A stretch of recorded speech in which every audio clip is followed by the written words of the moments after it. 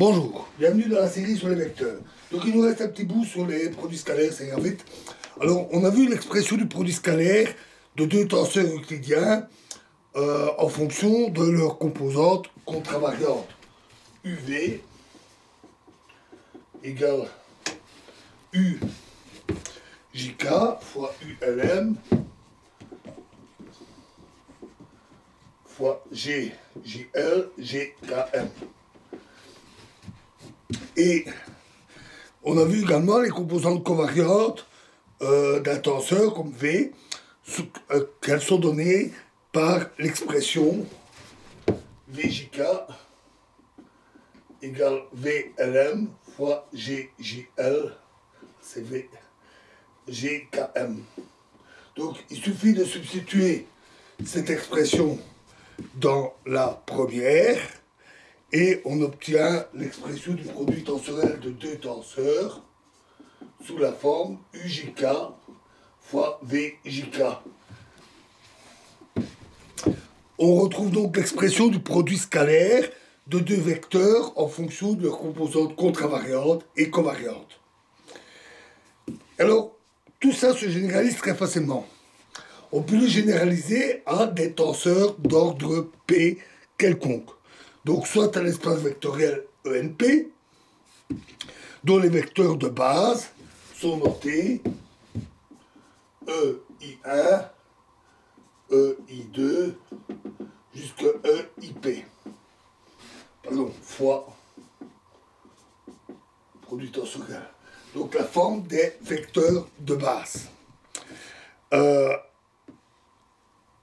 Les relations qu'on a vues,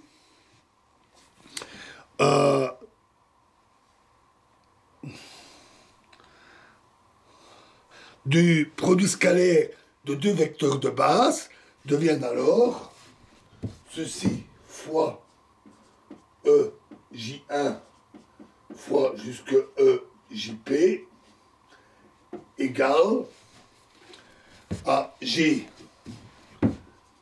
I1 J1 G I2 J2 jusque G IP JP.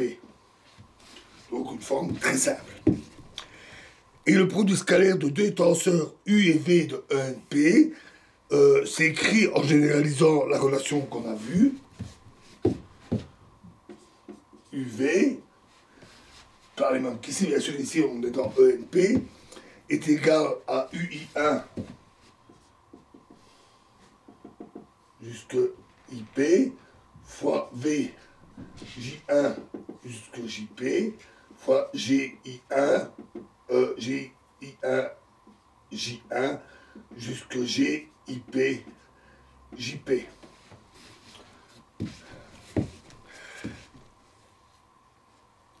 La relation entre les composantes covariantes et contravariantes s'écrivent pour un tenseur d'ordre P sous la forme V I1 jusque IP égale V I1 jusque IP en contravariant fois GI1 J1 jusque GIP JP.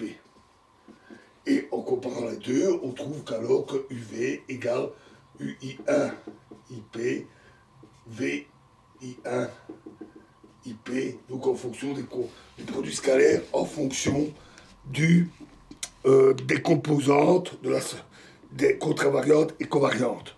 Le produit scalaire de deux vecteurs est donc donné par la somme des produits, de tous les produits de leurs composantes contravariantes et covariantes. Voilà donc pour la généralisation qui était vraiment très simple, et ceci termine pour notre produit scalaire. Et dans la prochaine vidéo, nous attaquerons l'étape suivante, qui est de décrire les bases d'un espace produit tensoriel, notamment les bases réciproques, ce qui nous permettra de mieux comprendre, mieux voir l'ensemble des composantes d'un tenseur en fonction des différentes bases et les relations entre tout ça. Le reste qui suivra sera alors beaucoup plus simple. Je vous remercie.